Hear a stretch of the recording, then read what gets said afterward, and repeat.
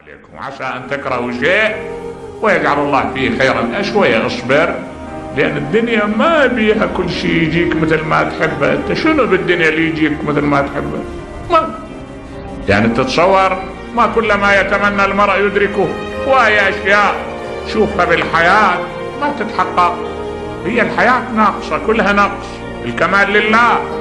شوية شيل ربطك، لا تقعد تضع شروط مثالية وهاي لازم تكون كذا ولازم تكون كذا وفلان عنده كذا. لا يا أخي، ما يدريك أنت لما تطلع ما تلقى واحد إلا ويناحط له بناحية من النواحي.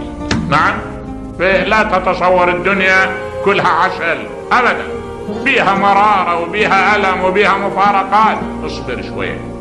الإمام أمير المؤمنين سلام الله عليه يسوق تجارب لابن ولده الحسن صلوات الله عليه، يقول له: وعود نفسك التصبر على المكروه فنعم الخلق التصبر.